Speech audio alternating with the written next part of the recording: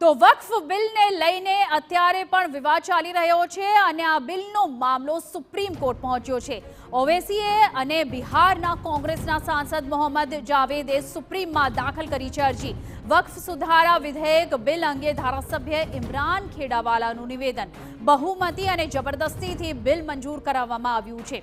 સમગ્ર દેશના મુસ્લિમ સમાજને ડર હતો, એ જ સરકારે કર્યું, ખેડાવાલાએ નિવેદન આપ્યું છે અને અમારા વડીલોએ આપેલ જમીનની રૂપરેખા સરકાર બદલી નાખવા માંગે છે। આ તમામ નિવેદનો ખેડાવાલાએ આપ્યા છે અને સાથે જ જણાવ્યું છે કે એક સમાજને ટાર્ગેટ કરીને આ બિલ લાવવામાં આવ્યું છે।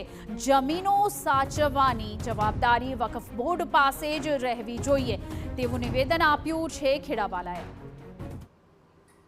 હું સમજુ છું વકફ બિલને જે બહુમતી અને જબરદસ્તી કાલે જે મંજૂર થયું છે, આ બિલ જે પ્રમાણે મંજૂર કર્યું છે, બહુમતીના જોરે આ સરકારે બિલ મંજૂર કર્યું છે, પરંતુ હું સમજુ છું કે સમગ્ર દેશના મુસ્લિમ સમાજને જે પ્રમાણે જે ડર હતો એ જ આ સરકારે કરીને બતાવ્યો છે કે લઘુમતી સમાજની જે મિલકતો છે, વકફની મિલકતો છે, જે વર્ષો પહેલાં જે ઘણા પુરખાઓએ પોતે દાનમાં આપેલી આ મિલકતો છે અને એ મિલકતો એવી છે કે જેના ડેવલપમેન્ટની જવાબદારી વકફની છે।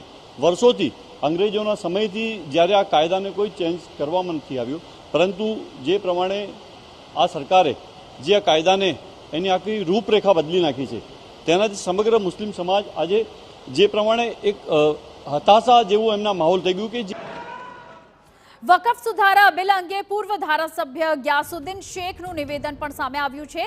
તેમણે જણાવ્યું છે કે સરકારે મુસ્લિમોની સંપત્તિમાં દખલગીરીનો પ્રયાસ કર્યો છે। વિવાદ ચાલતો હોય ત્યાં સુધી જમીન પર સરકારનો હક તેવી જોગવાઈ છે અને હાલ વકફની મોટાભાગની જમીનો પર લિટિગેશન ચાલી રહ્યું છે। આ નિવેદન આપ્યું છે ગ્યાસુદ્દીન શેખે। વકફમાં મહિલાઓને પહેલેથી જ સ્થાન અપાયું છે।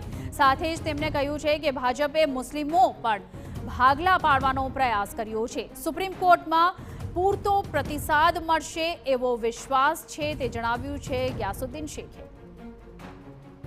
જે લોકો વર્ષોથી નહીં પરંતુ સદીઓથી જેની પર માલિકીનો હક બોલતો હોય એની અંદર પર દખલઅંદાજી કરવાનો જે પ્રયત્ન કર્યો છે કે જેની અંદર કોર્ટ લિટિગેશન હશે, એમાં સરકાર સીધી ઇન્વોલ્વ થશે અને એ જ્યાં સુધી એનું પરિણામ ના આવે, એની પર કોઈ અધ્યાદેશ અથવા કે જે કંઈ કોર્ટનો હુકમ ના આવે ત્યાં સુધી એની માલિક સરકાર રહેશે।